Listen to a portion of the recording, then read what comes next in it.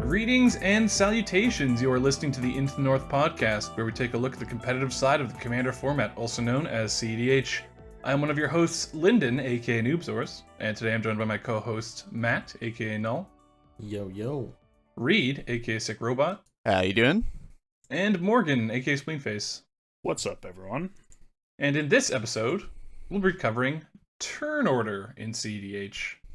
And this episode topic comes to us from our topic requests channel on our Discord server from Okay, yikes. Gardenethrum. Okay, thank you, Reed. Thanks for the save there. Yeah, anytime.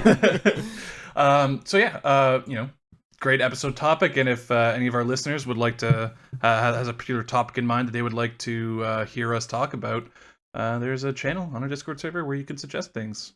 But yeah, before we get into that, what have you guys been up to since the last episode? Which is a weird kind of fake question because you guys got to, meet up for the previous episode like a week ago, and I wasn't able to make it. So it's been a long time since I've been able to talk to you guys podcast-wise. How about you tell us what you've been doing since the last episode that you were on, which was... The 2 one with months ago? Phil, I want to say. 3 months two, ago? 2 months ago. Okay, actually, Mid-July. I do have something I want to talk about. It's a shared experience with Reed, actually, and some other friends of the show. So we went to there was this event this past weekend called Brew at the Zoo at the Toronto Zoo. Yeah, dude, that one was pretty legendary beautiful. event. Was it? Yeah. That one's not happening again. It's not happening again. We won't go into detail, like, super deep on that one, but, like, there's no shot they run that one back in the same format. Like, yeah, I'll give a brief summary, which is the previous event was basically you'd pay like $80. Base zoo entry is like $30. You pay $80, and they'd close down the entire kind of zoo to 8 unless you're if you're under drinking age, you couldn't go in. And you'd walk around to different like beer vendors. You could sample their stuff and buy beers and whatever. So basically, because of weird scheduling, clerical error, I don't know, some divine miracle, the way it worked this time, you only had to pay zoo entry, and you could just walk into this particular area where there was a free beer fest. There was you didn't pay for anything. Yeah. You'd just walk around with a sample cup and you'd get just free beers or drinks of whatever you want. And also they were giving away free swag. And, also previous years, they had it run in time slots. So like 11 to 2. This and year, you get, like, drink no tickets time and slots. stuff. Yeah, it was just 11 to 6. Straight up for an entire we show up. day. So I show up with friends of the show, Tim and Zach, and a bunch of their friends. And we get to the zoo and we're like, because we initially were like, this is going to be kind of a broke, like this is not going to be a good event. Expectations were really low because there was like a bunch of last minute changes to the event, and because initially everyone else bought like their main ticket, like the $80 ticket, which ended up getting like partially refunded or whatever. So I was like, oh dude, this is going to suck. Show up. We're like, no way, this is going to get shut down in an hour. Let's text everyone we know in Toronto to be like, get to the fucking zoo. It's just not. This is an insane event. And then Reed ended up showing up. Yeah, I was sick. downtown playing in a Melee tournament, and for anybody like listening, like I took transit to get there, so it's like the zoo is like a 3-hour transit or like 2.5-hour transit from downtown. I was going to a Melee tournament, and I got this text on my way in. I'm like, okay, you know what? On the off chance, and it wasn't an off chance, on the chance that I just completely bust her out, I'm immediately like calling an Uber, getting to a subway station, and going out to the zoo to hang out for this.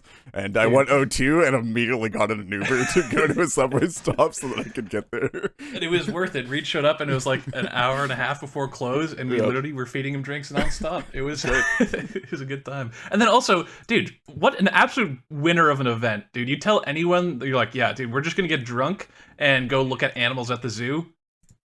Genius. Yeah, instant. Yes. Yeah, so and we got to look at some animals, and it was a lot of fun. You guys didn't try to like play outside on picnic tables in the wind? Tim was too busy falling, literally. He's like Kramer from Seinfeld, man. He was just absolutely falling all over the place. I think he fell like 3 times. Spaghettied a bunch of chicken tendies and fries all over the floor. It was oh no. Not the chicken tendies. That's the true tragedy.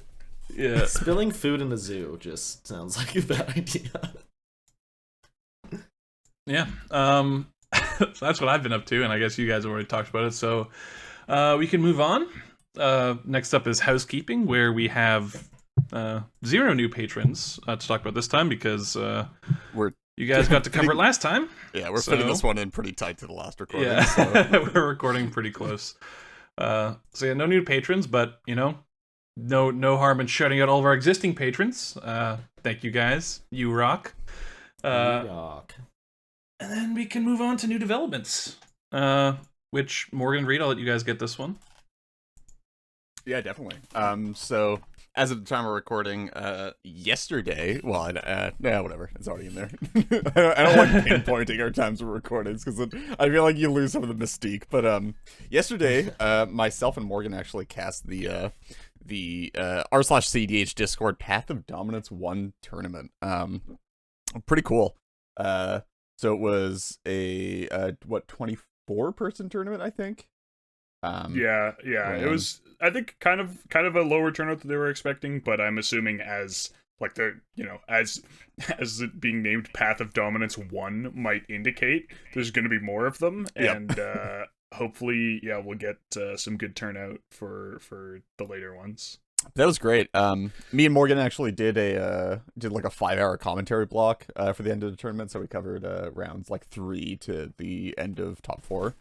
Or the end of the tournament rather, and that was pretty fun, honestly. Definitely down to do more commentary, and I think that's actually the first time me and Morgan have done commentary together, on a blog. Yeah, I think so. Cool. At least on like a live tournament. Yeah, because that was pretty cool. Because like we won't get into it super hard here, but like we have thoughts on commentary. Dude, we spent like 5 hours of our drive to Philadelphia talking about like arguing the philosophy and talking of about CDH commentary, like how CDH commentary should be done. So it was sort of cool to get to try to put some of that into practice and to like work through some of it on the fly. And also just like great time watching CDH and talking about like some frankly insane stuff that happened there. Was pretty cool. We will say a congrats to the Konos, who ended up taking it down with Winota. Winota had like a dominant showing that tournament. It seems like either I don't think we ever got to the bottom of it, like truly in terms of the cause, but it seems like people like either weren't packing quite enough removal or weren't quite respecting Winota enough in mulligans. And we saw like a bunch of games where Winota just sort of ran over a table. Dude, with another one. Pretty little barriers, but yeah. So, grats to Konos. We also ended up with the top 4 with it was Ring 13, Opal Wave, and I forget who the last person was, and they're also missing from the standings now. Twang? I can't find them. Twang on a blue farm. And so we actually had a Ring 13 on Sacred Druid, so good stuff. Love to see that. And we had Opal Wave on Dargo Sidar in top 4, which is crazy, right? Sick. Hot. Yeah. So I as you might be able to tell, I'm pretty happy with that top 4. I think that's pretty hot. I've actually been proved wrong twice now on me thinking that Dargo Sidar does not have legs. We had somebody take it to the Cash Cards tournament as well and do pretty well there, and then had Opal Wave make top 4 this tournament. So I will concede that I was proved wrong on that deck. Dude, so until someone takes down a tournament, you can get away with Dargo Sidar because people will look at your commanders and be like, what? Exactly. I did want to say that I didn't even realize, because I was like looking at this stuff out of the out of the newest Dominaria set, not Brothers Worth yet, but they all have names. All the sets are too close together now. I don't know. Newest Dominaria set that's not Brothers War. Dominaria United. That's the one. Had some stuff for a Serarak specifically, so I was like, oh yeah, you have like Defiler, you have like the new legendary talisman. Turns out there's also a red Defiler, and that talisman or whatever the Honorborn Shaku colored source also works with Dargo. Which were true. Two like major additions to that deck, because that's actually huge. The Defiler is like awesome to have there because it gives you like pings off of the Phyrexian cast for Dargo. So if you have like Altar of Dementia, you can usually like mill out a table before you run out of life, and with a Goblin Bombardment you can pay 2 life to shock stuff. And then also, like, if you have other stuff going, you can use that. So I thought that was pretty hot. I completely missed that. That's now in the deck. But yeah, congrats to everybody that played there. Reed was too busy getting distracted with the Black Defiler for a Sararak. Correct.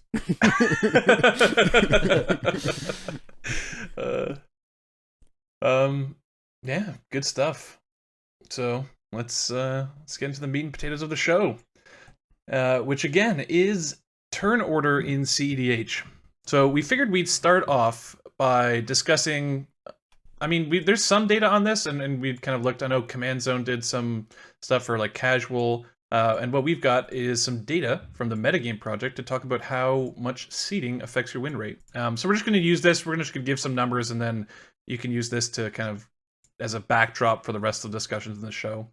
But yeah, turns out seeding does matter for win rate, and it matters a lot. So we've got player 1 has a 36.6% win rate. Player 2, 20... as of the most recent Metagame Project review, which is the version 5 September edition, I believe, as of the time we're recording.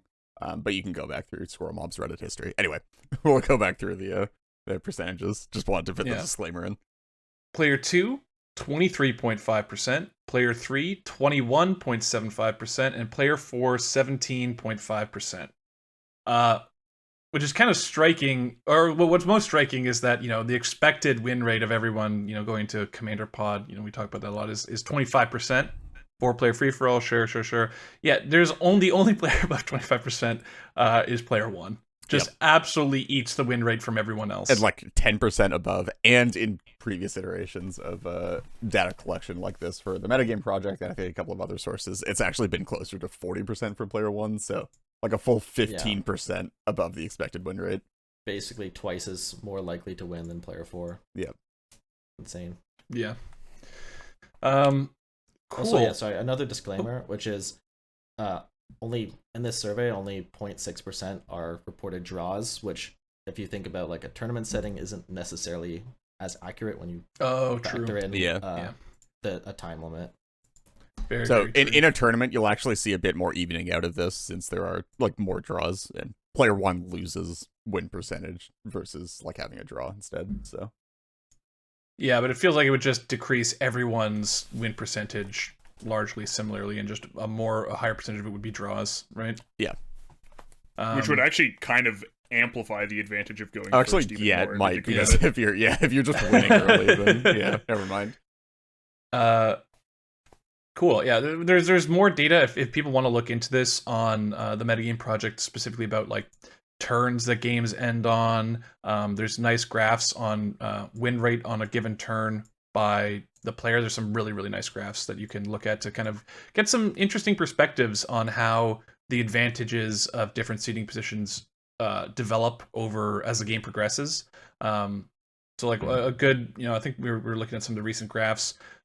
You tend to see that, player 1 and player 2 both have a kind of steep jump at the beginning, but then player 2 tends to kind of come in line with player 3 and 4 pretty quickly, while the advantage of player 1 seems to be a lot more sustained. But just some very interesting stuff. If our listeners want to take a look at that, I definitely recommend it. If I remember during editing, and you can yell at me if I don't, but I'll try to get some graphs in over the YouTube overlay if you're watching on YouTube or listening on YouTube.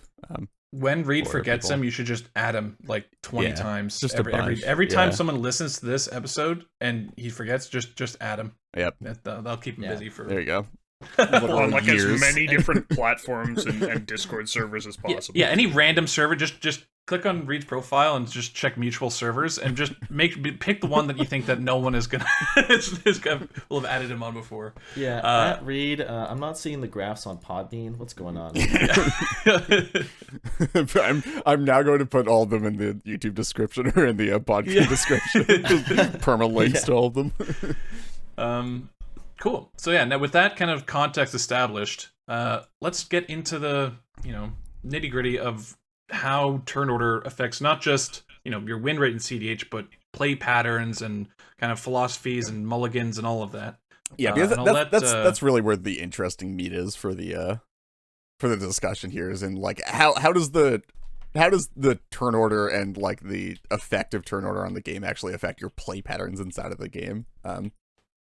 And I think as like sort of a disclaimer, we're going to be talking about sort of the incentives that each like seed or each turn order sort of like presents and that you have to take into account when doing mulligans and figuring out like what you're sort of doing on the especially the early turns of the game. So the incentives are related to the win rate of each seat, but they're pretty independent of what the actual like results of that data are. So we know going into this that player 1 has a very high win rate, but these incentives sort of exist outside of that win rate. They are related, but they're not like dependent on, they're not like derived from that win rate. It's derived from play patterns inside of the actual games themselves. Yeah, I think one thing you'll see is I guess there is a bit of feedback loop, because I mean we can talk about, I mean, just let's talk about seat 1 and then I'll kind of carry on my point. Yeah. So Reed, take it away. Sure. You wrote all this stuff. We can get into this is just some basic blocking for it, but yeah, so seat 1 is pretty much the easiest seat to understand the incentives for, because you don't really have to care about the rest of the table at all in terms of seat ordering.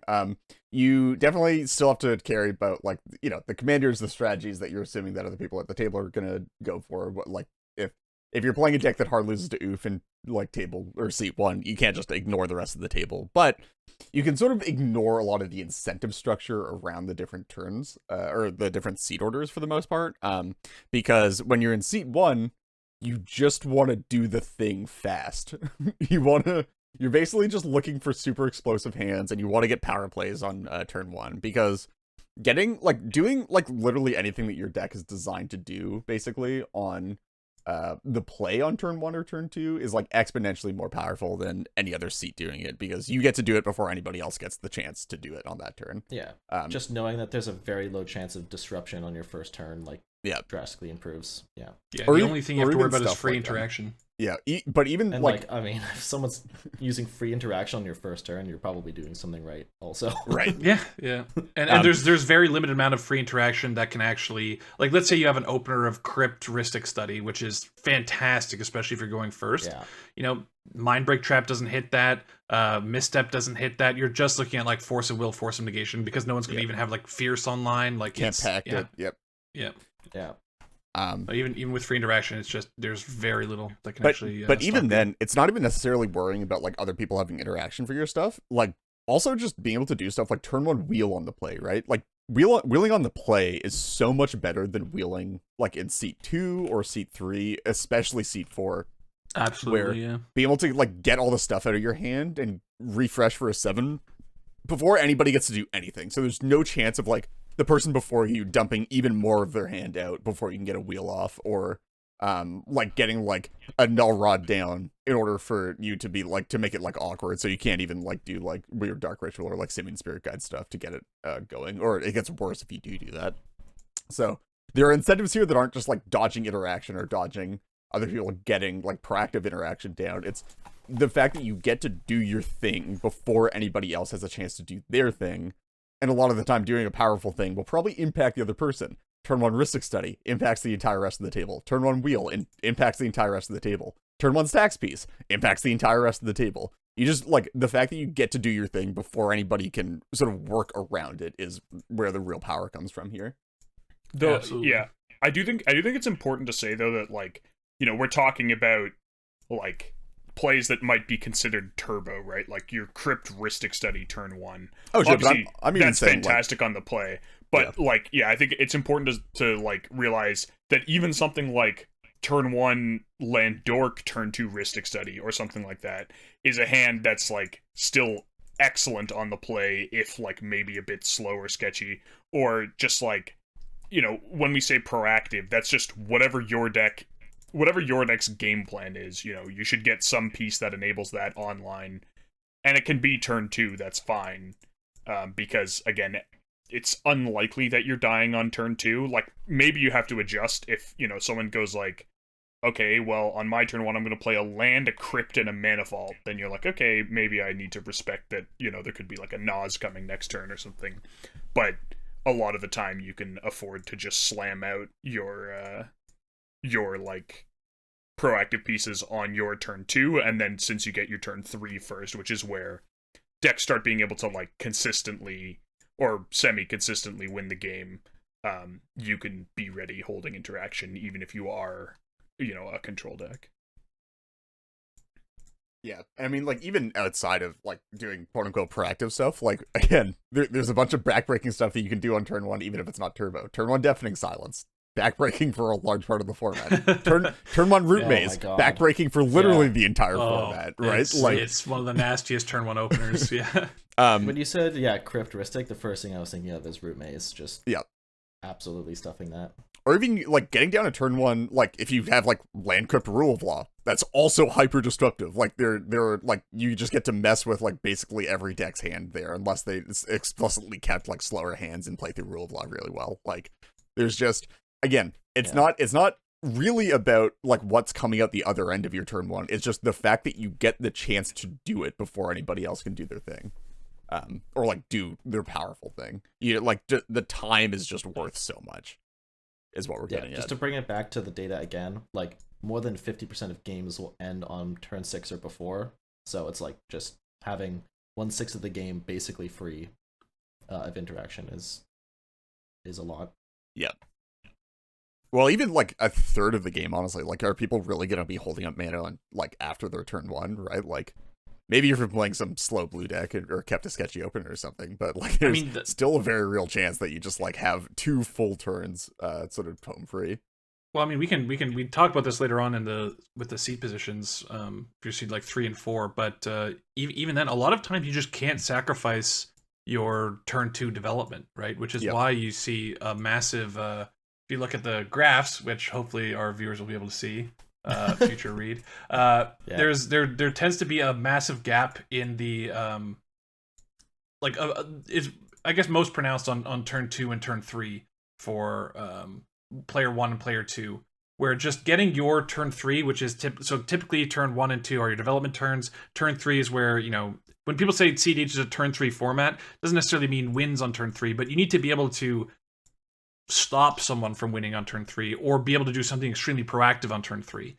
And if, just by the nature of seeding, if you're going first, you get your turn 3 after everyone's had their turn 2s with like just development. It's just so easy. Yeah.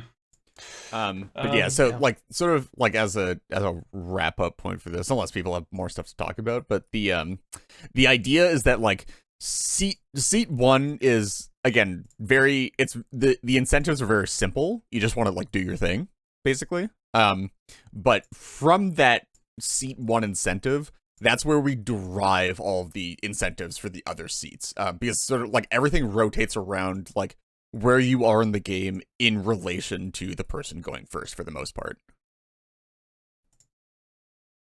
Yeah, which brings us to seat 2. Morgan? Man. Sure. I'll do this one. So seat 2 sort of they have like a couple options. Depending on what the person in seat 1 has done. If first, at the start of the game, you can sort of think about what you're planning to do. If you think that the person in seat 1 isn't going to have a super explosive hand, like you're looking at, a deck that doesn't have a lot of fast mana, like maybe it's a Thrasios Tymna, like mid-rangey deck or something like that, or a Stacks deck, then you can also try and sort of be proactive and, develop quickly and be a little bit more greedy, particularly with your turn 2. I would say against a deck like that, you maybe don't want to be trying to win. Setting up for a turn 3 win is probably not great if you think they're either playing stacks or value engines into holding interactions starting on turn 3. Yeah. It's kind of a sketchy plan to turbo a win on turn 3. But you could certainly think like, I can also be developing on turn 2, and not necessarily worry about dying when they untap on turn 3. If they are an explosive deck, then you sort of have to consider keeping up some sort of interaction for their turn 3, which means that your turn 2 is going to be restricted on mana. So that means you're looking for either hands that get most of their development done on turn 1, or hands that that like curve nicely into holding interaction on turn 2. Like maybe you have, you know, a piece of some sort of acceleration on turn 1, even if it's something like a dork, into something that's strong at 2 mana on turn 2 that would let you hold open a mana. So like that could be a Sylvan Library, or like a mana engine like a Bloom Tender or something like that. Or even just another 2 mana rock that lets you hold up some amount of mana while still developing. Hands like that are going to be pretty strong in seat 2 going after an explosive deck. A common thing too is like with a TNT deck, right? Like it's the different, you know, when you have 3 mana on turn 2, and you know the player, you always want to use your mana pretty efficiently, right? But you know, it's just a subtle difference between casting Thrasios turn 2 or casting a Tymna turn 2 off of your dork, right? Just, you know, the Thrasios there to hold up that mana, to just at least, you know, even if you're not holding up something, even just to signal that to other people to, you know, watch themselves. I will interact if I have to. But even for stuff like Turbo, this could instead translate to like casting a Ranger Captain Veos on turn 2 instead, like putting a Rattlesnake down instead, or like holding up like removal instead to try to cover for like a stacks piece that might be coming down, where like maybe the roles are reversed, right? Like you're actually the fast deck playing around a slow deck in seat 1, and you need to like make sure that you're untapping with your full amount of mana, so you need to hold up mana for your removal spell on turn 2 instead to have like a full unlock turn 3. Like that kind of stuff. It all translates. Like it might not be direct translations, but the concepts are still there for basically any strategy that you're going to be playing. Yeah, another nice thing about seat 2 is I think you're basically kind of like seat 1, worried most about seat 4 being the one interacting with you, because if you just look at the priority order, right, seat 1 is most worried about seat 4 because seat 4 has last priority. But seat 2, seat 1 has last priority, so which, you know, if you're already expecting seat 1 to be acting proactively, then you're not necessarily worried about seat 1 being super interactive, which I think is something to think about. Yeah, I think definitely. One thing too you can kind of think about. I think it kind of goes, you know, and we've talked about how proactive you need to be, but not just being. I mean, every deck is going to be developing and trying to be proactive to some extent, even if you're respecting your opponents and trying to hold up interaction. But what to prioritize in terms of development is something that I think is we don't have like written down in our show notes, but could be worthwhile discussing, which is when, you know, let's say you have a Sylvan Library or a Bloom Tender, right? Where does your seating order or does your seat affect whether or not you're going to develop one over the other? Because I think so. Like I tend to think that mana development is something I prioritize much higher the later my seat position. Yeah, I mean, it also like fully depends on like what type of deck you're playing in terms of explosiveness, and like if you're actually looking to win off of like the cards. Like if I need to win the game ASAP, I don't already have the win in hand, I'm probably incentivized to go for like in this scenario like a Sylvan Library to try to find it versus like mana that I can't guarantee is gonna actually do anything. But yeah, I mean, for the most part, it makes sense that if you already have the interaction and you want to be able to develop as well as sort of police the table if needed, it makes sense to like get the mana down early when you have a lower chance of just dying, and then like potentially have the upside of later on being able to hold up more mana. Yeah, it's just if you're forced into the position of being responsible, you know, a lot of times it's you want to you have to curb your own development to some extent in order to be responsible. And if you're, you know, I guess it depends on what kind of pieces you're tapping out for, whatever, but or not tapping out for, but developing. But if you're developing mana, it does allow you to, you know, hold up more mana in future turns while also still engaging in your development. I mean, you know, turn 1 is generally always going to be in, you know, most decks is going to be some kind of mana development usually. But I think turn 2 is where you can start to see kind of that variation between prioritizing mana versus cards, or, you know, some engine piece. Yeah. Anything else on seat 2? Okay then. Seat 3. Matt, You do this one. Sure. So seat 3 has kind of similar set of choices to seat 2, but as you may infer, it is a little bit tougher to kind of come to the right conclusion. So first off, you can keep a proactive hand, but your proactive hand must be honestly to like a much higher bar than it typically would be, because you're competing against 1 and 2 who are already kind of thinking about being proactive. So this typically means that you kind of get stuck in the role of being the responsible seat. But it doesn't have to be the responsible seat. Just because the bar is higher. So like, you know, if you look at your hand and it doesn't quite meet that bar, then especially, you know, the further you go down on the mulligans, the more you're gonna have to think about being reactive. Yeah, so like in like maybe a turn 2 wheel is keepable for seat 1. Maybe it's keepable for seat 2 if seat 1 is a slower deck. But but it definitely I don't think like a turn 2 wheel meets the bar almost at all for a seat 3 hand.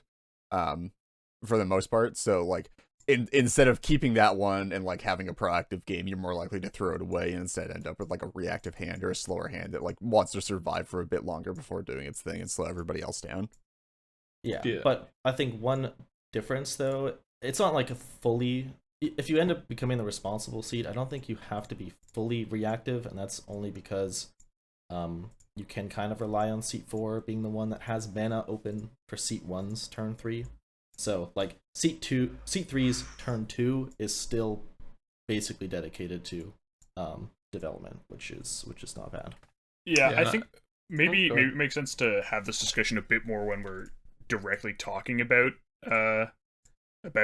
seat 4, but I do think there's definitely some risk in the strategy of just assuming that that seat 4 will keep up interaction. Yeah, definitely. Which I mean, you know, I think it's not like a bad idea to like bundle the discussion of seat 3 and 4 together actually, because like they sort of interact in a weird way. In terms of like bluffing how far you're willing to go to stay alive in the game, sort of, or like. I was gonna say the game, you know, the game doesn't start after mulligan. Like, I mean, people will say the real game starts as soon as people reveal their commanders and you're shuffling up and resolving mulligans and talking. That's when the game starts. You start talking about you know, like, dude, we're all gonna keep responsible hands, right? Look at, you know, there's a turbo player going first, and you try and kind of like assess, figure out where you think who's gonna be responsible, are we gonna share responsibility, whatnot. But yeah, and a lot of times, you know, if you're seat 4, you can maybe try and, it's not bully seat 3, but you can be like, listen, I'm seat 4, I'm at such a massive disadvantage. I am developing on my turn 2. I'm not holding up any mana, so, you know, take that as you will. To be completely honest, like, I'm not gonna think about the 1 in 10 games where seat 1 wins on turn 3 or whatever, especially as seat 4. I'll absolutely take that turn to develop, and that's a risk. And just sort of hope, yeah. It's not even, well, like, sure, you could say hope, but it's a reasonable percentage of games where that it doesn't matter. Yeah, I mean, if you start behind and spend all your time slowing other people down, then you're just gonna lose. That's so Yeah, I mean, I wanted to cover seat 4 because, you know, we have it listed as potentially the greediest seat by far, which is something I just resonates with me, you know. Okay, let's be clear. Whatever seat Lyndon is sitting in is the greediest seat, but especially if he's in seat 4. No, but like I will never, you know, I play a lot of decks. Sorry for the mic shake there. I play a lot of decks where I'm playing a turn 2 commander. You know, Riel, Baral, you know, a couple of my decks as well. But in those decks, I am basically going to dedicate. I'm like, this is happening every time, because especially if it's something like, you know, Riel or Baral, where my commander is such a key. Like turns on half my deck, where otherwise if I don't have my commander, my cards are just terrible, then I just can't afford not to cast my commander. So, you know, I will broadcast that early if I need to. You know, this will also segue into something we're going to be talking about after this. But yeah, seat 3 and 4, very interesting kind of meta game between them. And then, you know, maybe you can even collude a bit. You can be like, hey, you know, player 2, you're a responsible seat now. We're behind. We need to develop. You handle this. Now there's and even a lot of if you're- politicking to be done. I think honestly though, like even if you're not talking about direct like politicking or table talk in Mulligans, there's still information to be derived here, even if you're not like making the explicit thing of like, hey, I'm not interacting, y'all go fuck yourselves, you hold up men or you die. There's still there's still information to be gleaned and percentage points to be had, even if you're not having like that explicit discussion around depending on like, because again, remember, in tournament EDH and tournament Magic, you do actually resolve mulligans in turn order, which like it might not register as like a thing that matters that much. But when you're in seat 4 and you get to see everybody else's keeps or mulls before you, you can actually like really shape like whether or not you think you can afford to be greedy or not, based off of those hands. So like if you see seat 1 and seat 2 just snap keeping for 7s, and then seat 3 is mulliganing to 6 or whatever, like maybe it's time to look for a bit of an interactive hand there, right? Like maybe you can't really afford to be greedy. If seat 1 and seat 2 are like mulliganing first hand and then they're mulliganing the second hand, and you have like a seat 3 keeping like a second 7, yeah, that's doable. You might be able to like get away with some greed there, right? If like everybody else in the pod is like seat 1, seat 2 are looking for like hands that they're just not finding. Seat 3 like only kept like a begrudging second 7. Like there's definitely space there to like work with, right? So you have to like pay attention to mulligans. Again, also pay attention to what decks people are playing. Just like make sure that you're taking everything into account when deciding whether or not you actually think that you can afford to like sort of maybe shirk your interactive role a bit, and try to get out from under the seat 4 curse. I guess, one thing that, like, I think we should sort of be a little bit more explicit on than we have been, though, is that, like, you also need to be adjusting this while you're playing the game. Yes, right? Like, that too. you're mulliganing to, like, a relatively aggressive hand in seat 4, but, like, there are risks that you shouldn't take. Like, if player 1 is playing Cody, let's say, and they play Cody, and then everyone else taps out and they don't have their commanders, so there's no Fierce Guardianships. If you have the interaction, like, you kind of are priced into holding it. Yeah. With a win like that explicitly demonstrated. You know, if they play a turn 1 Mana Vault, like, yeah, they could just have the Nas and maybe you're dead. Like, maybe that's a risk that you're willing to take. But, you know, there are risks that are, you know, it was a calculated gamble, but boy am I bad at math. Yeah, one thing I like to look for in seat 4 specifically is either some very aggressive mana accelerant in terms of like Soul Ring or Mana Crypt to help catch you up in terms of like, you know, instead of being on your turn, you're on turn 3 on your turn 1. With the crypt, or a piece of free interaction. Like I value free interaction very highly in seat 4 because you just want to be you're playing catch up. That's what we're trying to do. You're just trying to, if you're not like, if you want to just be aggressively developing, probably, you know, if people start or slow down their development on turn 3, like after turn 2, like generally in seat 4, I'm still trying to develop very aggressively.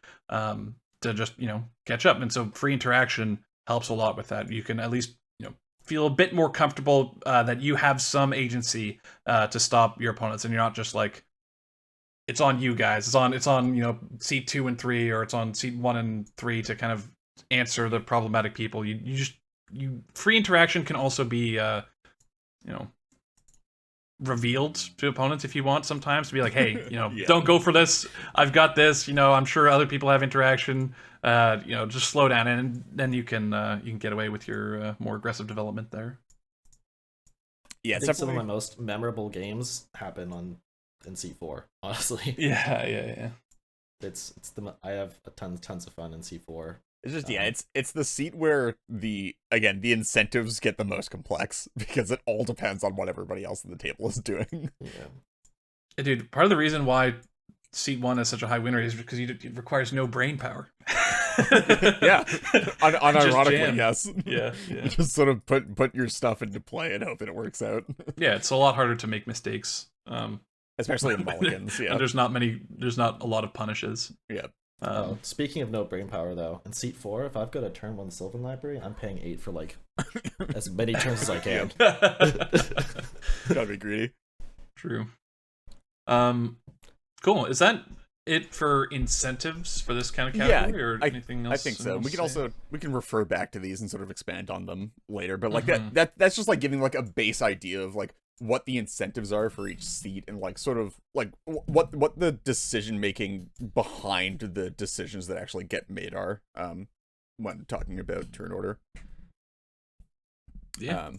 Cool. Well, next up is how to alter your deck composition to mitigate seeding. So I kind of touched on this with when I was talking about seed 4 and how I value free interaction. I think free interaction, you don't need to talk about it. I mean, Force of Will is great, Force of Negation is great. Like there's lots of hot takes. Yeah, right.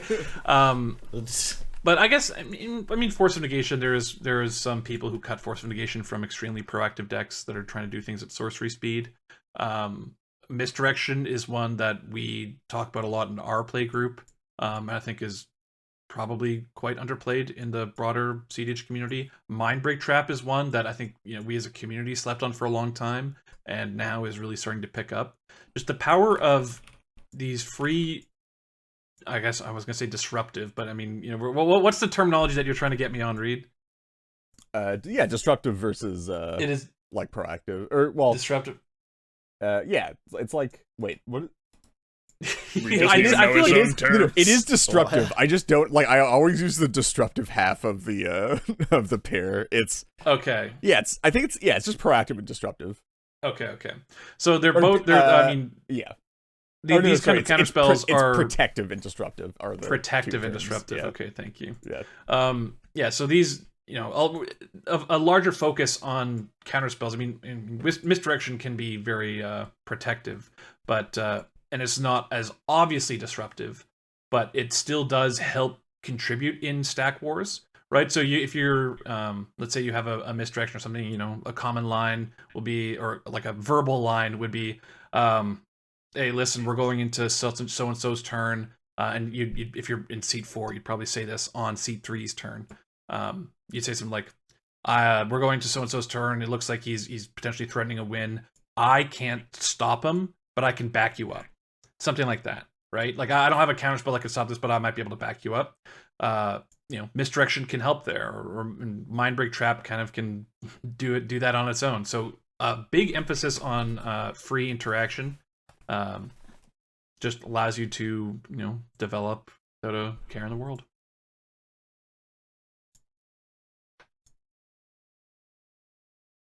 Yeah. I like how we just have Dockside as a point here. Yeah, Dockside is definitely a point. I did want to tack on to the free interaction. Play though, red. like this is like part of the reason why I personally like running so much free interaction in like specifically stuff like Thrastimna, or like even like Thrasvile, just like slower decks, like slower than turbo decks or slower than like Nas breach focus decks, is that like having a bunch of free interaction in those decks like really helps offset ending up going in the 4th seat.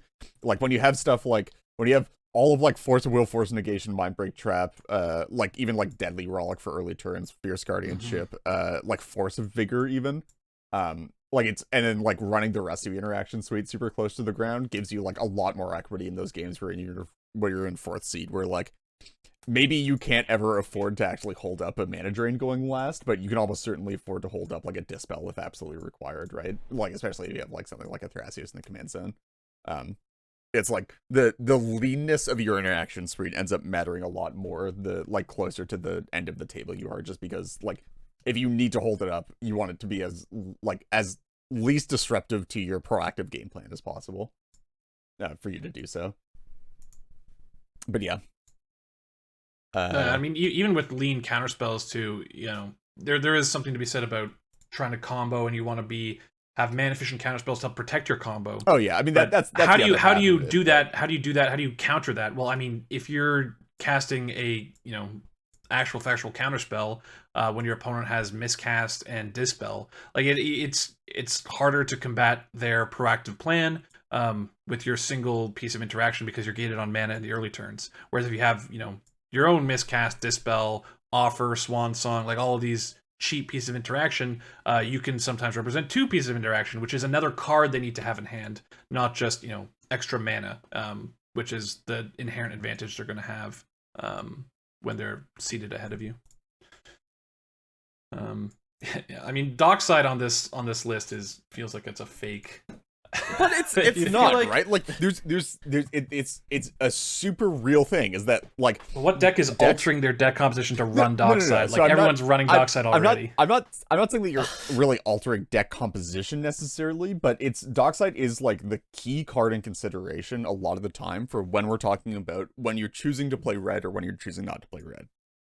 Yeah, if you feel like you're not playing first 3/4 of the time, you should play red. Yeah, but seriously, like if you there's a very real thing where at this point in the game, if you are a proactive deck, and you're really looking to mitigate turn order and make sure that you have chances in a lot of games, red is a super key color right now. You having access to Dockside is super important if you are a fast deck that yes, obviously Dockside still very good going first.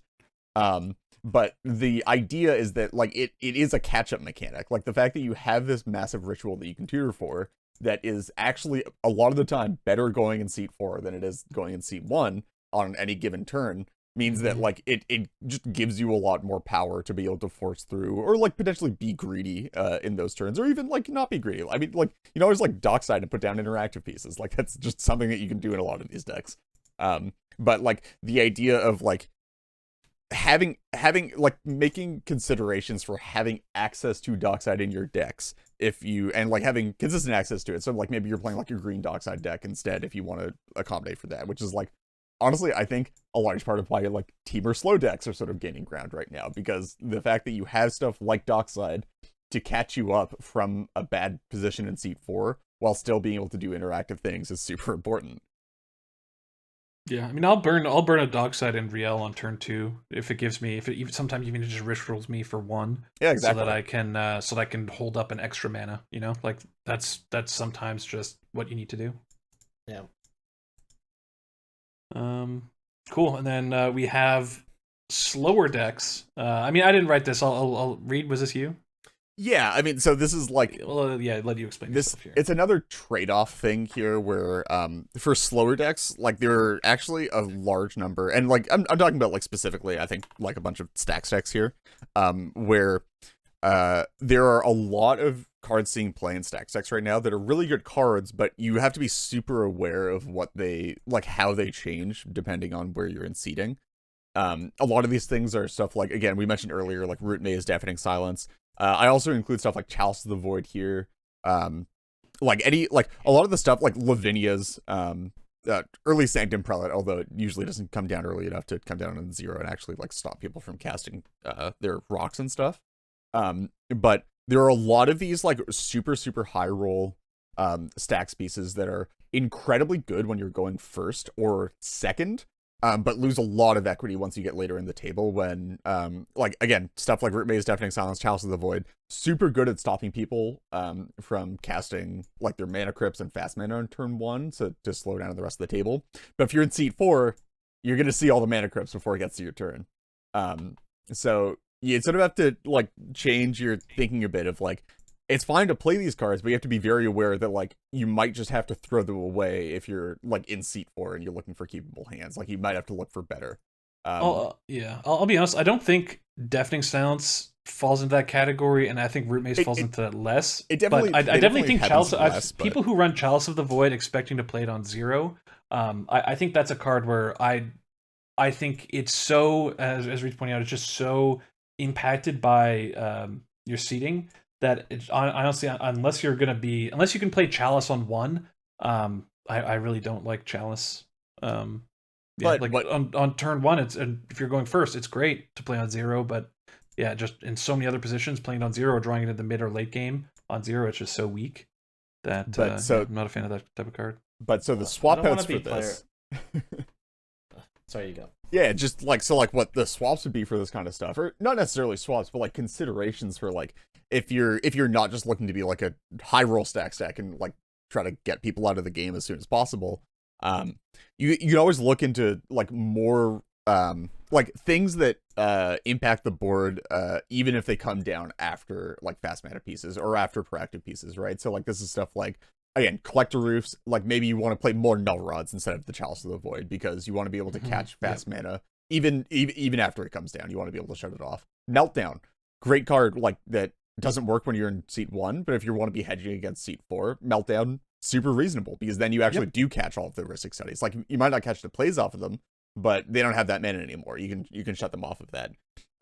It just stuff that like affects the board or like even like affects mana development even if it's all been developed before you can get the stacks pieces down. So this is just all considerations that you have to make like when you're going into deck building and thinking about, okay, am I willing to take mulligans based on these cards to have the more explosive turn 1s? Do I need the more explosive turn 1 or like seat 1, seat 2s? Can I afford to sacrifice some of the game of my seat 3, seat 4 games in order to have those like explosive high rolls? If not, maybe you need to tinker around with like removing some of those, adding in more null rods, adding in like all that kind of stuff, right?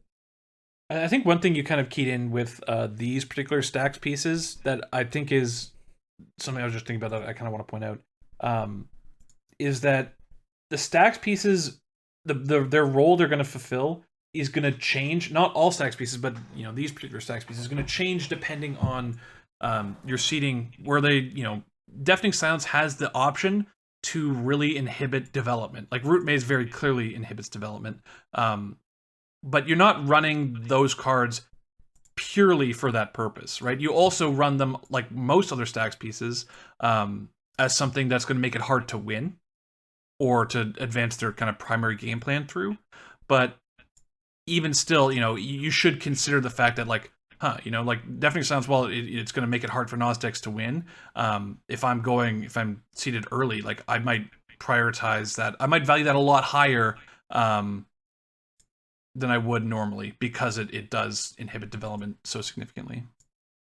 And yeah, I think most stacks effects don't have that option necessarily, right? Like a lot of them are more making it difficult for your opponents to win in the, I guess, post-development phase. Yeah. Matt, you had something that you want to get at here? Oh, I was just gonna say, I just would never want to be the player 1 casting a Chalice on their first turn.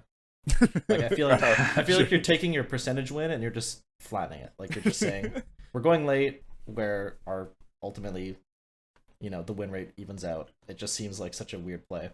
Well, so this is why I think like the stats here are sort of misleading. Is that like, yes, the aggregate stats are that the win rate evens out, but you do have to take into account the decks that you're playing, right? Like there's a very real chance you're playing a deck that will absolutely win the game if it goes past turn 6. Like you have a value engine, or you have engines that are just like basically like undealable with the rest of the table. They're not going to be able to interact with you sufficiently, or like they're just not going to be able to deal with the engines that you're putting in play. And all you have to do is to make it to those turns with like land drops, some natural land drops, get some pieces into play and stuff like that. So in those types of decks, like absolutely, I would absolutely want to be putting down a Chalice on 0. If you can like, if your win con is I need to get to turn 6 and then I just like absolutely win the game, then a Chalice on 0 on turn 1 is like going to be better than Crypt a lot of the time, right? I don't know if it's better than Crypt. That's a pretty aggressive statement, but yeah, I wouldn't say better than Crypt. Well, first you play the Crypt and then you play the Chalice. Yeah, there you go. But also, it's yeah, the same like sort of it is philosophy as like turn 1 wheels, right? Like you get to dump all of your fast mana and then do the thing that's advantageous for you, except in this case you're doing something that's disadvantageous for your opponents. Like you get to play all of your 0 drops, then drop Chalice down. Whereas your opponents are just like, you might have just ripped a couple cards out of their hands, you know, and maybe their hand was, you know, predicated is like their keep was super based on the fact that a Crypt or Chrome Mox or something, and now it's just gone.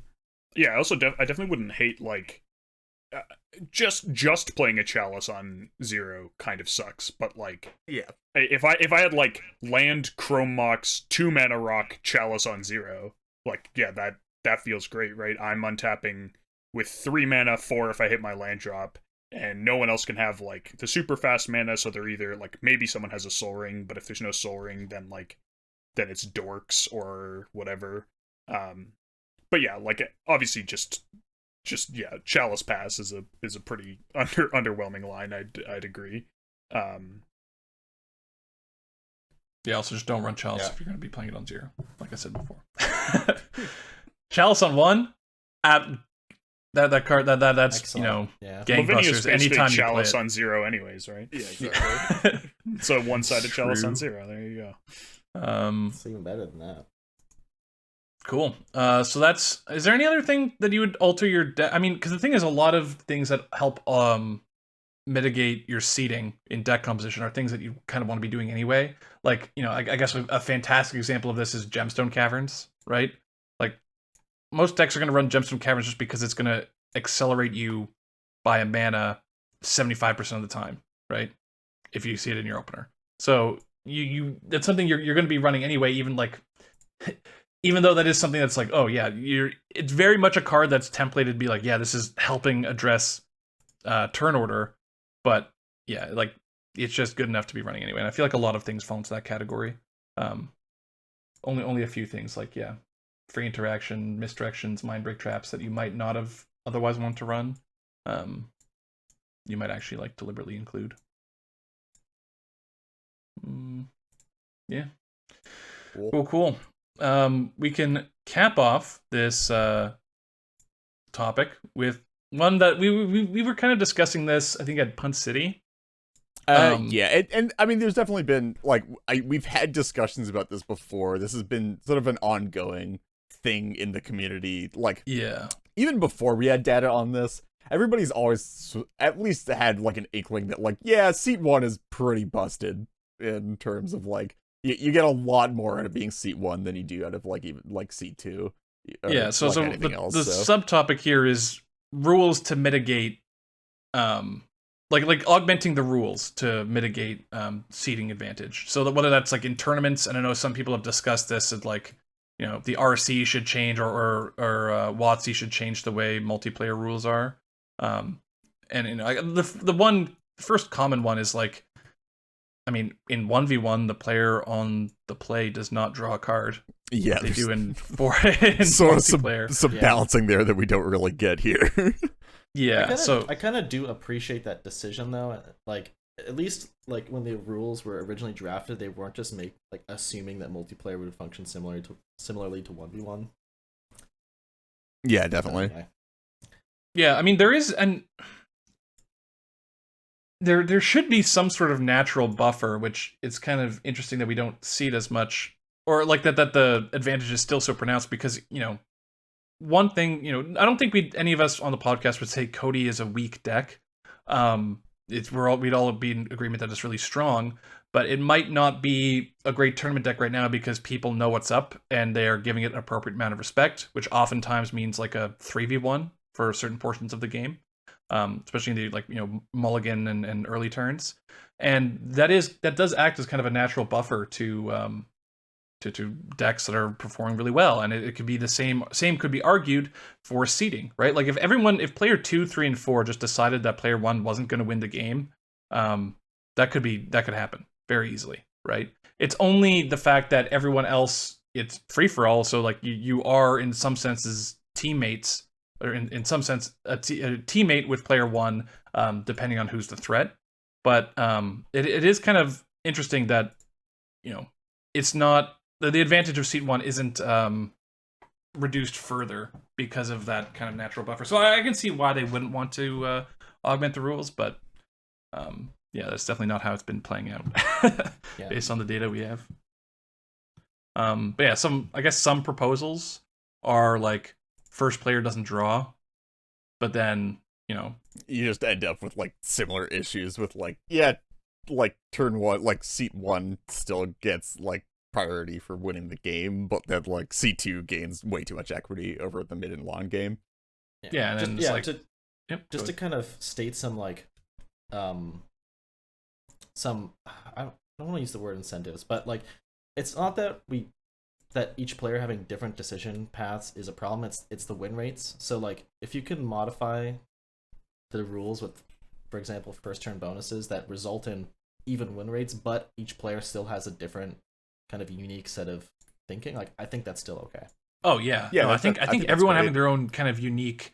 The fact that there's roles change based on seeding, I think, is a positive, not a negative. Yeah. So like, if the third player gets a treasure token on their first turn, like that, if that ends up resulting in the win rates evening out, but of course that drastically changes how you might think about playing your third turn. So I think that those types of rules are actually pretty cool.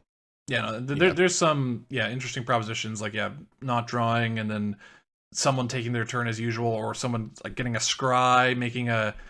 Although we've talked about if it was like a treasure or some kind of like the equivalent of the coin in Hearthstone. In Hearthstone, yeah. Yeah, like one of the biggest problems with the coin in Hearthstone is that it's a spell. Okay. And so it can't be interacts with a cast. bunch of other things. Yeah, so like to enter the treasures would be a battlefield. bit awkward. Like maybe some kind of emblem. It has to or be something. an emblem. Yeah. Yeah, with like a activated ability. Or just like a carpet thing where like at the beginning of your first main phase you make a mana and that's it. And you get an emblem First turn. that gives you a ticket counter, I and was you get actually to spend the thinking- ticket counter to get a sticker, You get a and that sticker. sticker, when you apply it, gives you. Oh, yeah.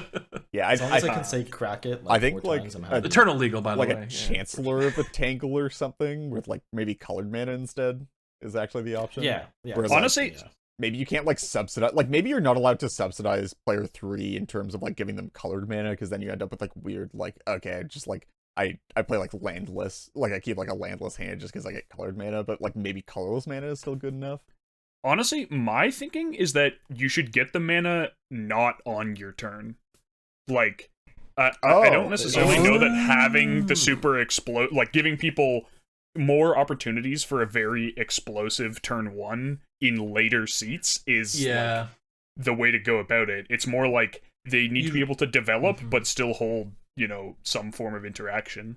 Like I feel like every that's such a very CDH specific solution, though. Like if you're trying to for sure. abstract that to casual, it's like that just doesn't do anything for decks that aren't running instants. Or that'd be but like that'd be CDH. super- Oh yeah, you're expected to be running some kind of 1 mana instant interaction. Then easy.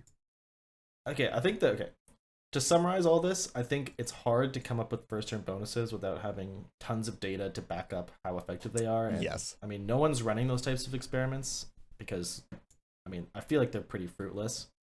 So there definitely are other, I think, better potential rules that we can add, and we have points to talk about. Yeah, I think oh, good. the most obvious one for me was I mean, honestly, I think CDH tournaments just shouldn't have a free mulligan, but at the very least player 1 could not get a free mulligan. Yeah. Taxing mulligan. Yeah, I don't know if I'd do that for everyone, but maybe I think taxing mulligans could be a viable increment for. Well, I think that like I forget what the term is for the current mulligan. Is it the London mulligans that we have? yeah. It's The London mulligan- multiplayer London. Yeah. Is like far and away the strongest mulligan we've had. I don't know. and the Maybe free Partial mulligan Paris was built better. when- But Partial Paris was like there was never a free Partial Paris because that would Yeah. have been just absolutely wild. Just Yeah. okay. but yeah, like I think that it's people are building their decks with the expectation that they can easily mulligan to like 5 or 4 to see 35 cards to find just a stupidly explosive opener, and I think that's generally not super healthy. It's also not Um, healthy the fact that mulligans eat up a significant portion of Yes. round timers. Yeah.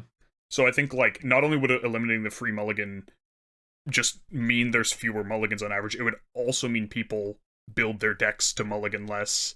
Yeah, And- but that's kind of there's a kind of philosophical thing about whether or not you want tournament, like if tournament EDH should, or tournament CDH or tournament EDH whatever, should actually reflect the CDH that most people are playing, or if it should be its own kind of entity. I mean, it's already kind of being forced into its own entity by adding round timers, where you're cutting off, a bunch of decks that are trying to win, I mean, around an I hour think and a half all mark or something. CDH should be played without a free mulligan. I get like it's just it's a problem in like how do you implement that without like making it, then there is like kind of a clear delineation between regular EDH and CEDH, and as your decks get like higher and higher power, when do you switch to playing with no free mulligan or whatever? Like it's an awkward thing to implement.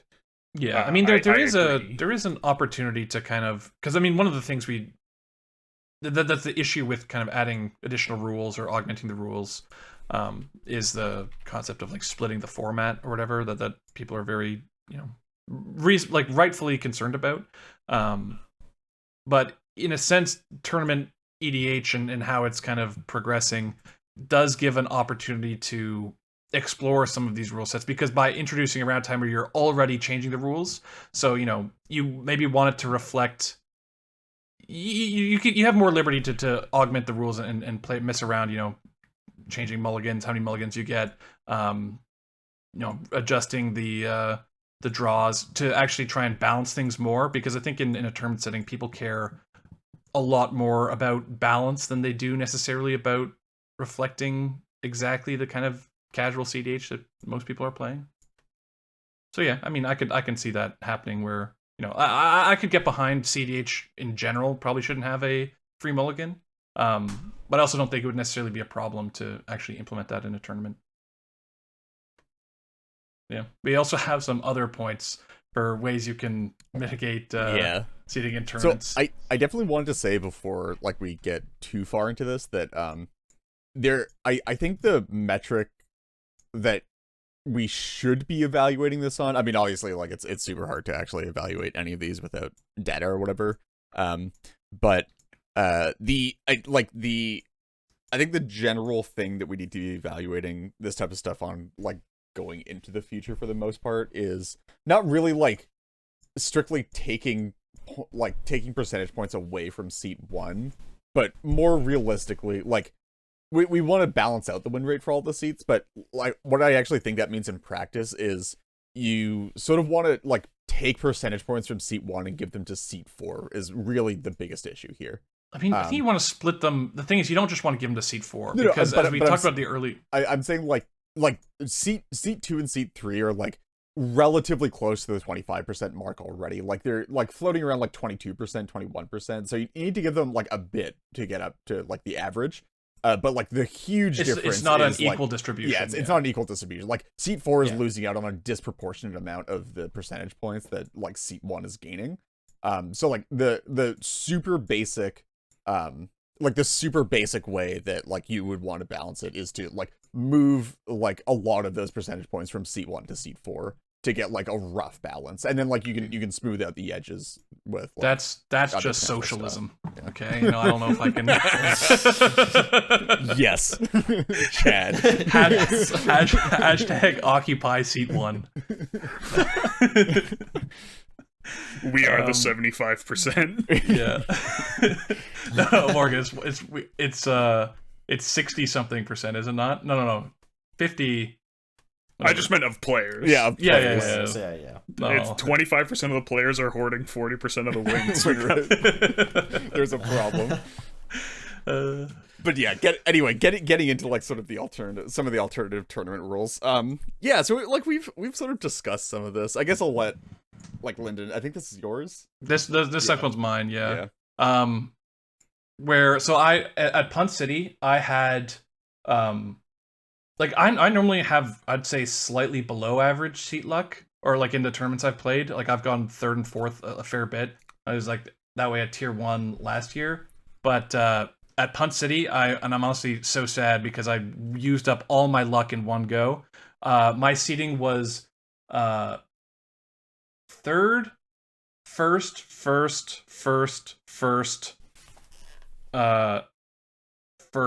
2nd. Yeah. Yeah. One of those was unfortunately a game loss due to running snow basics instead of regular basics. Or running running regular basics instead of my list that had snow basics. That's so I got a game loss for that, which was a bummer, but my own fault. But anyway, I had absolutely ridiculous seat luck, and I was like, Yeah, this is, and here's the other thing too, is like at least maybe I suck at dice rolling, because every time I'm rolling dice to determine seed order, I get probably below average seat luck. But when it's RNG from the tournament organizers, I get blessed. You just damn it. Yeah. And I think I did some math. I forget which one was which between Tier 1 Con and Punt City, but between the two tournaments in the 11 regular rounds I played, I went fourth 5 times, third 4 times, or sorry, third 3 times, second twice, and first once. So like my average seat was like 3.2. Yikes. Yeah. Which is just on the opposite end of that, and that's very much a mountain to climb. Mm-hmm. Yeah, and so I was just thinking, man, I've got such a massive advantage over everyone, and I think everyone wants tournaments to be reflective of the skills of players, and it's kind of interesting that we see familiar faces in top 16s fairly consistently, just because there is, in order to make top 16 in a lot of tournaments, you need to have better than 50% win rate in terms of, the points, like what you need to win maybe like 50% of your games and then like draw one or something. Like you need to be well above your expected win rate. And a lot of times, the people who you're seeing in top 16, some of them get bad seat luck, some of them get good seat luck. So it is a big skill thing. But that's what you want in tournaments, right? You want the tournaments to be reflective of the skills of the player for the results, and not just them getting lucky. So I'd consider, what if you had breakers / points affected by your seat position? So like you might get less points for a win if you're going first, as opposed to going fourth, etc. Or it could just be breakers. Yeah.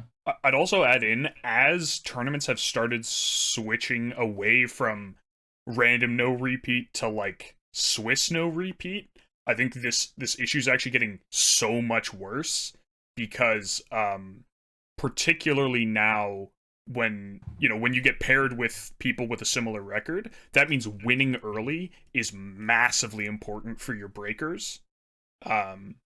So if you don't have some sort of mitigation on that, sorry, just to be clear, like winning earlier in the tournament, like winning in like a win in round 1 essentially means that, versus say a win in round 4, means that for 3 rounds, all of your opponents have an extra win going into that round, which is pretty massive for your tiebreakers. Yeah. And if going first in round 1 gives you a 40% win rate, then that's like a 15% bonus to having excellent breakers.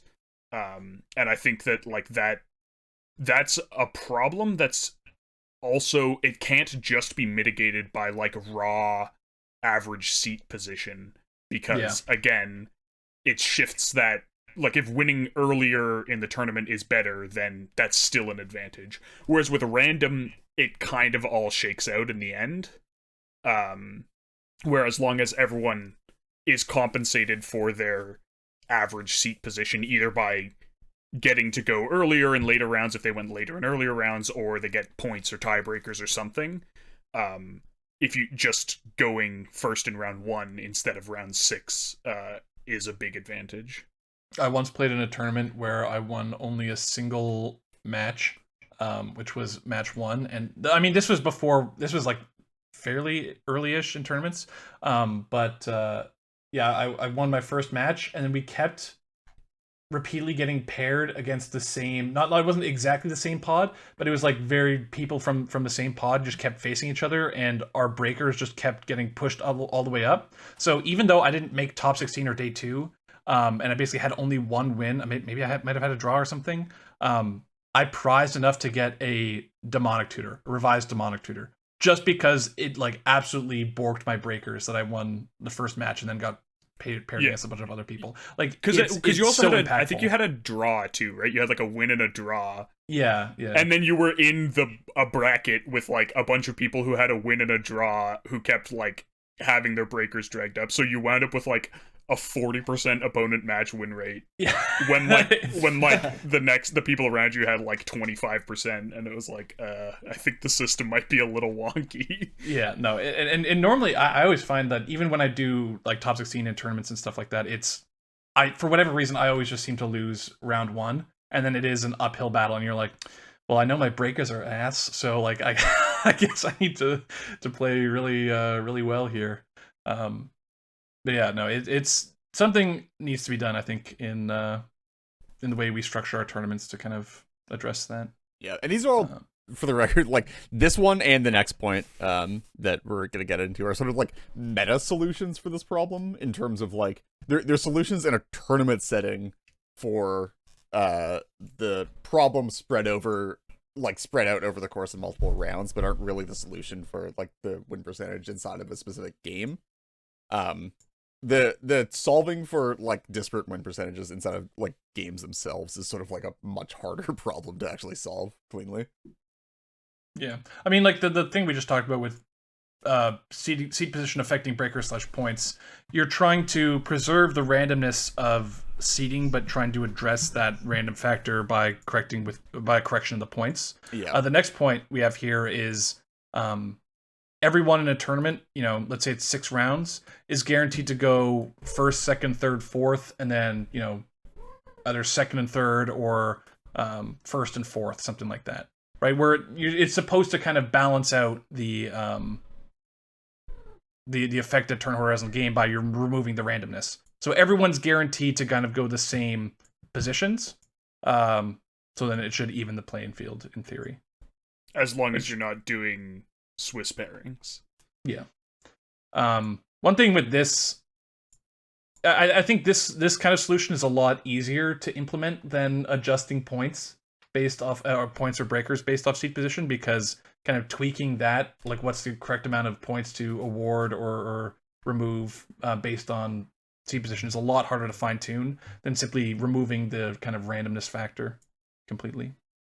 Yeah, although I think it only really works if you're not doing Swiss, because otherwise, like, you're very likely to just wind up, or if you just have a ton of players, because I think not playing the same opponent twice is probably more important than like the seeding, or like if that's given priority, then you might wind up at a point where all of your winners have played certain against each other, or not all of them, but there's enough like overlap that it's relatively difficult to pair them, and then you're just stuck pairing people who you can't give them a fair turn order distribution, because they've both gone second twice, and like one of them has to go second because that's just the way it works out, or whatever. I also don't think guaranteeing seats like scales down well, because realistically, like in an ideal world, the most amount of tournaments happen at the LGS with a handful of people, where you're only running 3 rounds or 2 rounds, and then it's usually final pod.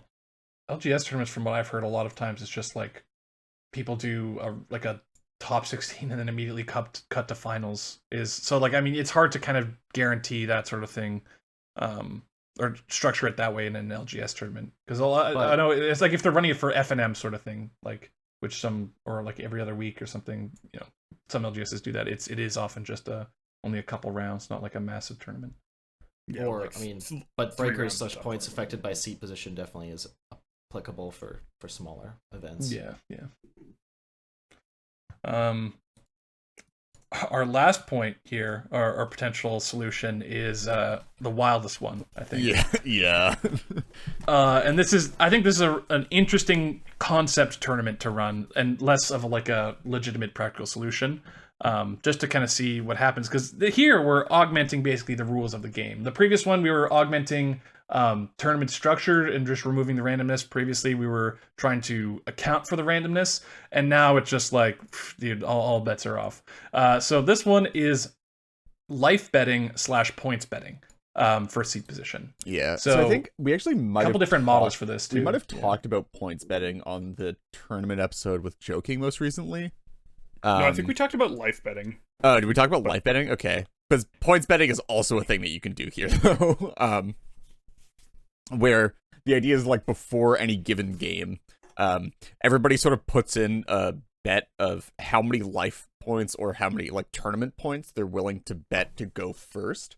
Or just, like, a straight-up bet, like, I'll subtract auction this amount almost, from my yeah. life total. I'll subtract this amount from my current tournament points, and then whoever quote unquote bet the highest ends up going first, and then you order the rest of the pod based on what their bets were. So if you get like 5 points per win in a tournament, you can be like, I'm willing to bet like 4 of my points in order to try to get this win, because like I really need the additional breakers plus like the additional like 1 point or whatever.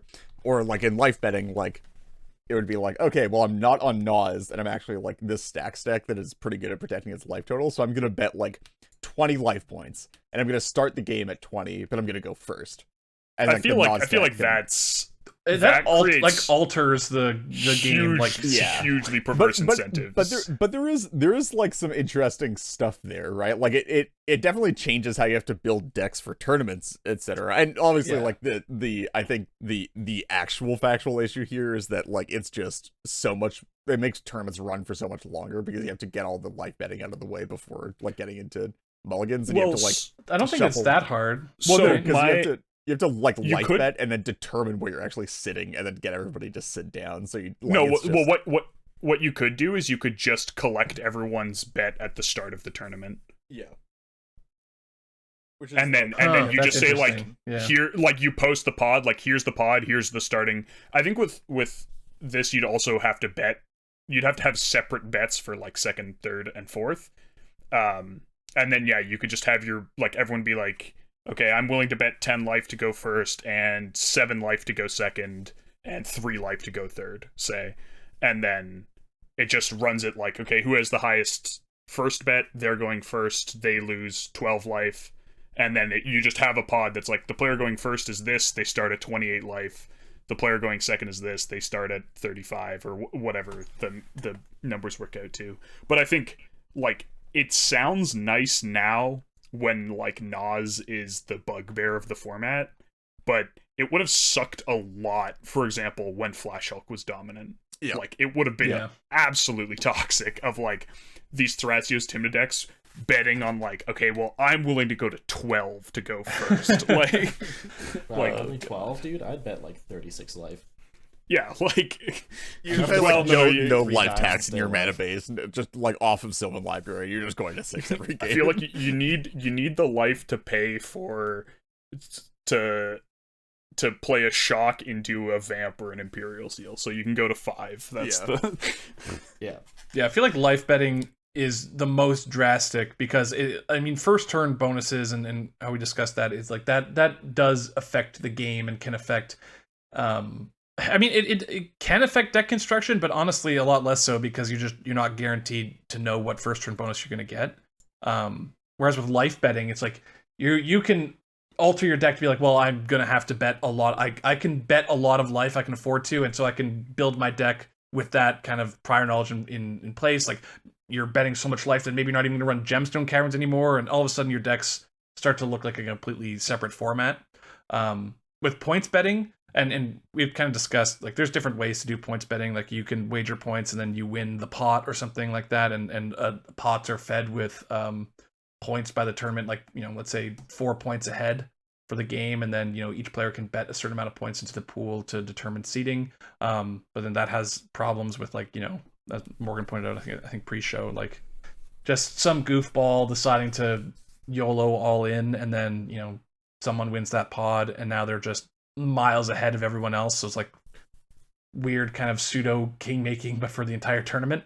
Or you could do it like, just your points get thrown into an incinerator, right? Like you sacrifice a certain portion of your points that you've accumulated, or maybe you can go negative and then you I think I go first. The way I would do it is you sacrifice the points that you would get if you win. I don't think I would like mess with your existing point totals. I would just be like, I'm willing to, let's say a win is worth 10 points, because you'd have to increase it to add granularity. If a win's worth like 3 points, then there's not a lot of options. So you say like, okay, I'm willing to bet 4 points to like go first, and so if I win this pod, I only get 6 points instead of the full 10. Yeah. Would be like how I would implement that. That's reasonable. And so this thing is more about metagame, not altering the decks, but kind of altering. It's gamifying the tournament even more, which some people have issues with. Like I feel like IDs, intentional draws, are already kind of along that axis, right? Of like you're playing the metagame of the tournament itself and less actual Magic. And points kind of definitely adds to it, but it is also interesting that it adds a. I think it adds more skill to it, right? Where the people who probably winning are going to be top 16ing and top 4ing and winning these tournaments are going to be people who are both, skilled Magic players, but also kind of good at cost benefit analysis of how much points they should give up, and they're good at playing both the tournament and Magic. Yeah, I don't think it's unreasonable to think that players are allowed to quote unquote game the tournament, because that's just such an integral part of winning. Oh yeah. Cool. I think that wraps it up for our main topic, unless anyone has anything to add. Nope. Okay, cool. You know what? I'll put I'm just gonna put a disclaimer on like basically everything that we've talked about this episode in terms of like what like the turn order or like your seeding or the seeding of it of like just the game in general and how it affects play patterns. This is all like super dependent on like what decks you're playing against, what players you're playing against. It's like obviously a huge part of this is like that goes into it is just like experience with certain players, certain decks. So like all of the conclusions, quote unquote conclusions that we've come to in this episode are all like relatively flexible depending on the meta and what you're actually seeing. So just you have to be ready to make alterations to your decision making and your sort of like what your like assumptions going into any given pod are depending on all of that. So just make sure, again, as with everything in CDH, you have to make sure that you're thinking about all this stuff with the context of what you're actually playing against. Yeah, this only applies to our meta. In fact, just download this episode, put it onto a USB stick, and then throw that USB stick in the trash. What? I'm just kidding. Good USB stick. But no, yeah, it's a good point. Everything is flexible and dependent, but yeah. Cool. So then that wraps up the main topic, which means it's time for everyone's favorite segment, Gut Check. Gut check. Gotcha. Woo. Okay. So today's gut check is, what deck do you most dread seeing in your pods? So this could be this is a pretty open question. This could be like tournament specific. This could be local meta, just kind of generic, however you want to interpret it. Okay, joke answer out of the way. Morgan's Marisol deck, always. I'd consider leaving. Just consider leaving. I'm just kidding. I think my answer is probably just Cody. I just like that game is just never fun. It doesn't matter where the Cody is. It's just like you're just always playing a game of 3DH, and it's just never like interactive in any. Can I get a second answer from you that's not Cody? Because I would also say Cody, which is crazy considering the amount that you complain about counterpicking in our meta, and they would. Okay, well, I mean, this entire question was supposed to be what is it like? I just want to talk about counterpicking. Yeah, I was about being complaining about counterpicking. I'm incredibly surprised your answer isn't just like snap Calamax. Okay, I have the polar opposite take. Like, I think Cody, yes, but the polar opposite take, which is the dedicated win-conless stacks deck. So, like, I'm talking about the Durettis of the format, because they just don't win, and they're pet decks, in my opinion. Right. And the game ends up revolving around that player, but the difference between Cody and Duretti is that Duretti really doesn't win. It doesn't end the game, yeah. The game revolves around the deck, yet it doesn't win. Reed, do you have a second answer that isn't Cody? I mean, I feel like I got it out first. This is, if you have a second answer that isn't Cody? Yeah, I do. I have actually two more answers. All right. Well, then why are you getting Reed to change? No, because I wanted to. Because Cody feels like such a gimme. Is it Yorion and Calamax? No, I actually like Yorion. So it's Calamax. So my number one is going to be Kenrith. Jesus Christ, you're really traumatized. It's Kenrith. And then secondarily, I was gonna say Paco Halden, and then I guess you could throw Calamax in that category. The reason being is these are all decks that absolutely shit down the throat of whatever decks I like. All the decks I like, I just can't. Most of the late game decks I play can't beat Kenrith. Like Kenrith just absolutely dunks on me, and then Paco Halden and Calamax are very similar. Where I mean, Paco Halden provides just insane card advantage, but the scary thing about Paco Halden is just the fucking beater.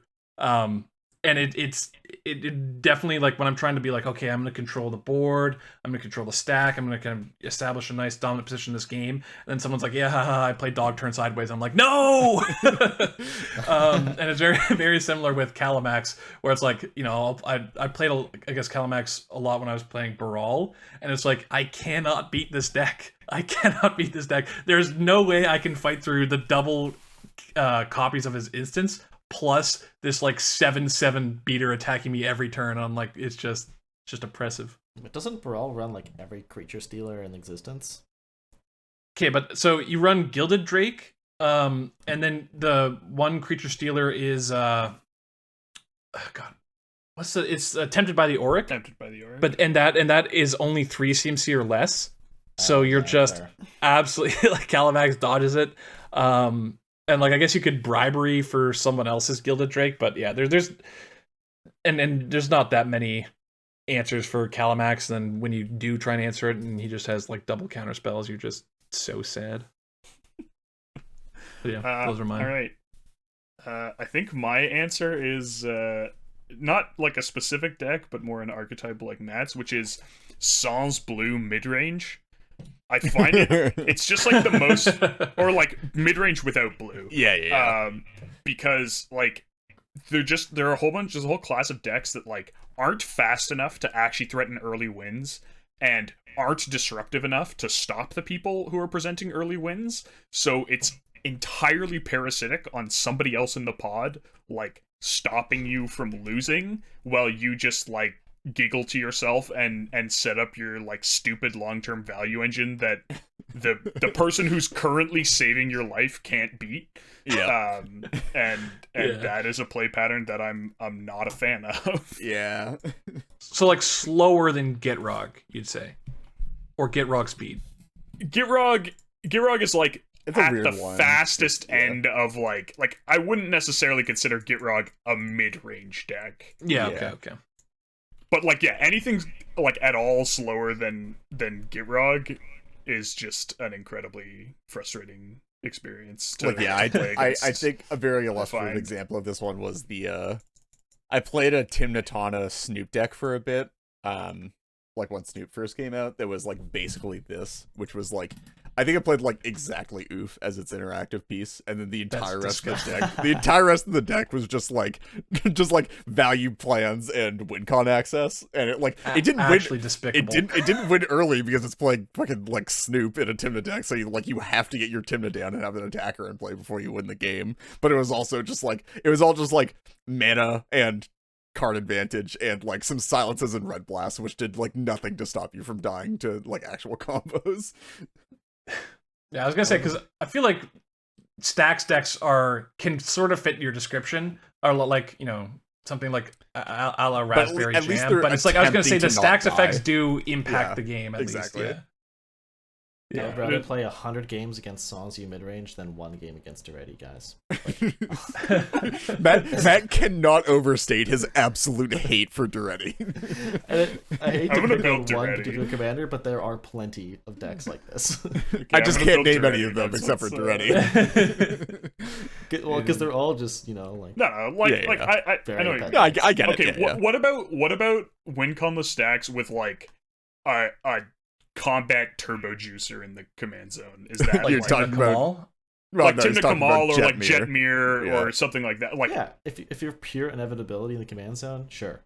That's like fine. as long as you actually have like a way of Right, but closing out the but game. you're saying Timna Kamal's Duretti is just quote there to, unquote like- inevitability is so like, you counter that thing once and they're like, well, it's gonna be turn 12 before I can cast this again, and you're like, Like, Ugh. Duretti is an asymmetric stacks piece, and you're the only one affected by it. You literally just lose card advantage playing it. Cool. Which brings us, that wraps up Gut Check. If you guys want to chime in with your Gut Check responses, check out our Discord. And yeah, that brings us to... You know what, Lyndon? I will put a thank you in here for making a very, gut check this time, because you have not made that effort previously. Yeah. So. Oh, I didn't make the effort either. It just happened to be that's what I thought of while I was on the toilet. So, next up we got a listener question coming to us from Varric S. Varric S asks, how saturated do you think the meta needs to be with mid-range before there is a swing in the meta economy more heavily towards turbo again? And how close to that do you think we are? I'm noticing the majority of highly successful decks recently fold to turbo. So I would say the majority of highly successful decks recently folding to turbo, I think, is probably overstated. I think I think you have to be pretty deep into the mid-range hell meta before you get to a point where the mid-range decks just can't beat turbo anymore. Because sort of by definition, a lot of the mid-range decks currently seeing play are blue mid-range decks with a fair amount of interaction, which is just by default that you don't fold the turbo. You might have rough matchups sometimes if you're not willing to hold up the mana, but you definitely have options versus the decks. They really do a good job against fast decks, to be yeah, my experience. I think there's two different the way I've talked to some people about kind of my theory of turbo versus mid range and stuff. I think there's two kind of local stable maxima like metas where it's if you're in the mid-rangey meta where everything's some kind of Tymna Thrasios, whatever, things that are meant to kind of able to go to the late game, but are also blue and interactive. You throw a turbo deck into that pod, turbo deck is getting absolutely thwomped, right? It's hard to... A single deck can't really move a meta out of that kind of stable point, that stable equilibrium. And the same is true for, I'd say, the more turbo-y metas, when there's 4 turbo decks in a pod and you bring in your kind of mid-rangey control deck, you're just going to get thwomped by turbo because you can't, police the entire table. I mean, I don't know about that one, as it really depends on the turbo players, because one counterspell or enough counterspells to stop the first win, it can stop the first one from being attempted and therefore can stop the second win. There is an element of that. It certainly does depend on the players. I know some people are just they will jam the first win that is they've got to win, they'll jam it, and then next player is okay, well, that got stopped, I'm just going to jam my win immediately. If you're able to stabilize the game and push it to the long term, I mean, that's kind of where control mid-range decks thrive, so it's certainly going to do well, but I don't think that's going to necessarily shift the meta significantly towards mid-range control. I think it also depends though on what the win con access looks like for the mid-range deck. Obviously mid-range, I think probably the widest category of decks in the format, because you can put basically anything under the mid-range umbrella unless it's on one of the extremes. So it also depends on what the win con access for the mid-range deck looks like. If you're playing something like Blue Farm as a mid-range deck, which I think a lot of people would consider Blue Farm to be closer to a mid-range deck than a true turbo deck at this point, especially with a lot of the concessions for includes. That deck would still do fine in a turbo meta, right? Maybe it's not the best deck in that meta, but certainly there are a lot of games that you pick up just by doing fast stuff anyway. I was gonna say Blue Farm. If I would have classed it more in the turbo just because of how focused they are on Nas and just a bunch of win con destiny. Although that's a deck that can play the mid range well. Yeah. Because I was also talking about Thrasios Tymna and Tymna Crom are two decks where if you swap them in they're some of the best decks in the format for a reason. If you swap them in their respective metas, they might have a slight dip in their kind of dominance and win rate, but they're always going to be able to hold their own and be fairly elite. I think the other thing that's important is that there are a lot of mid-range decks, but they're still relatively anti-turbo. Yeah. And that makes it hard.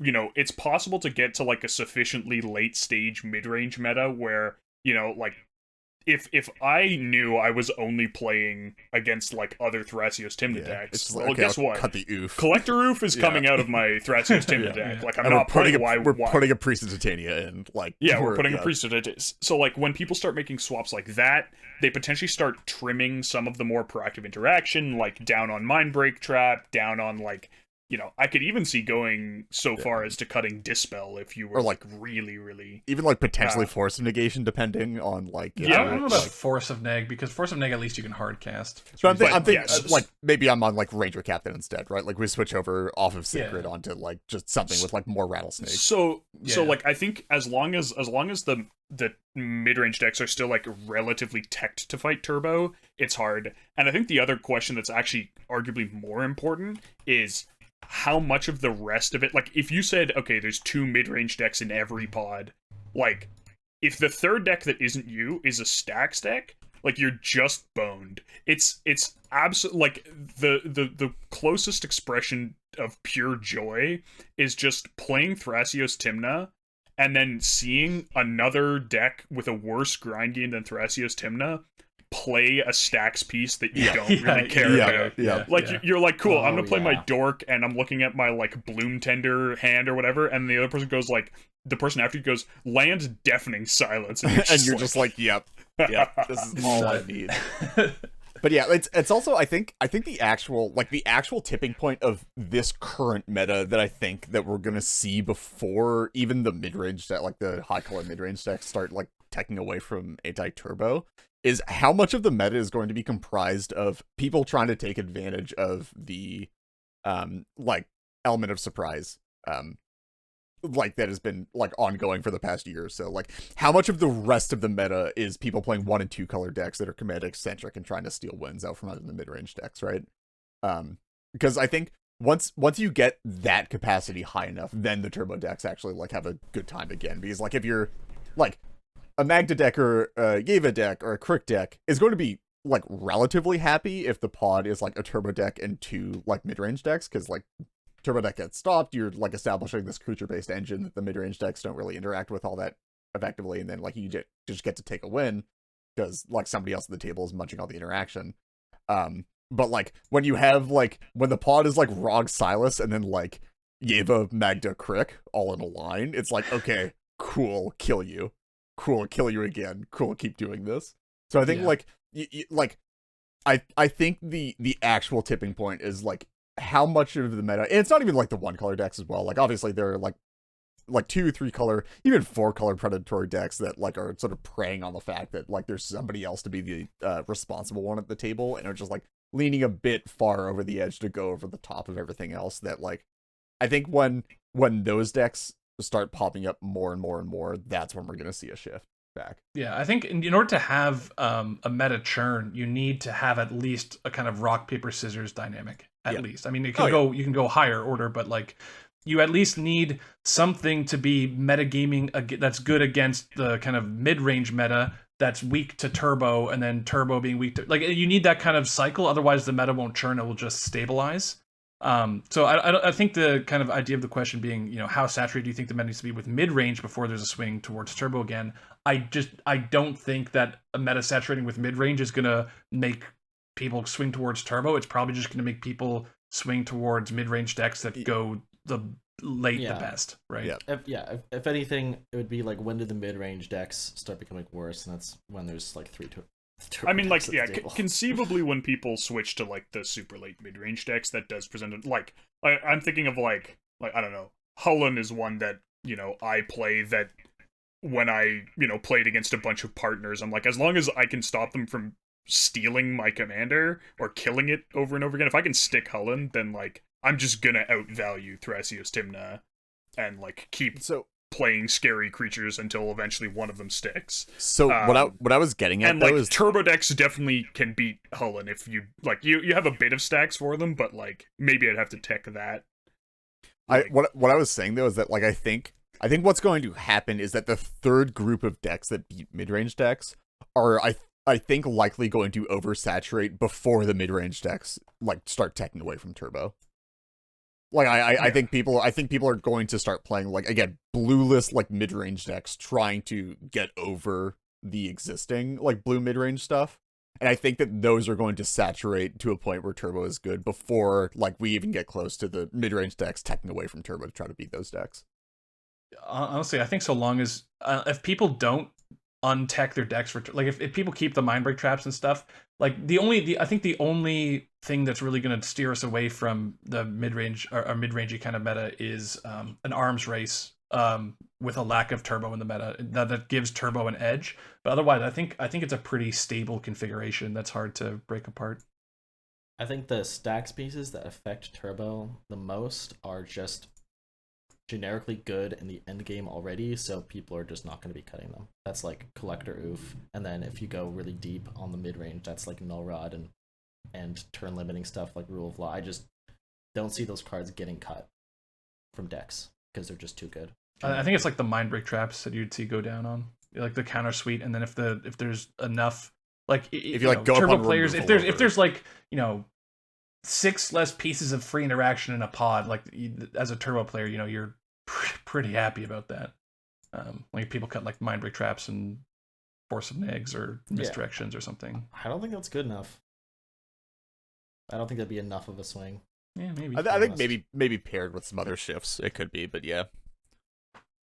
Mid-range superiority, man. In terms of how close do you think we are, I'd probably put my finger on like maybe 4 months away from a relatively large shift, maybe closer, maybe like closer to 2, depending on what people end up like shifting around for tournament metas. Like I think the 4-month estimate for me is like historical like 2021 rates of change. It might be that we're at like a much higher rate of change now with like more IRL events and more high profile events with people like trying to tech toward tournament metas more often, or like trying to like tech harder toward tournament metas than previously. So it could be that we're on a tighter timeline, but it's definitely less than half a year that we're going to see a rotation in, I think. I mean, I think we'd love to see which mid-range decks are folding to which turbo decks if you want to follow up. Yeah. Varric. That'd be sweet. Yeah, I think like we're sort of at a point where it's not necessarily obvious to me that we will switch back to a turbo meta, just because like we've talked about this specifically when talking about Cody, is that it's relatively straightforward to not lose to turbo, and that means people are going to choose to do that more than with other types of decks, right? Like, how do I avoid losing to like okay, I'm told you're gonna be playing against a mid-range deck. I'm like, okay, what do I need to mulligan for? What do I need to put in my deck to make sure I can win this mid-range game? It's not an easy answer. Whereas it's like, you're gonna be playing against turbo, you're like, cool, I'll just mulligan for like my Dispels and Flusterstorms or whatever. Like maybe a Swan Song or Fierce to protect against a breach.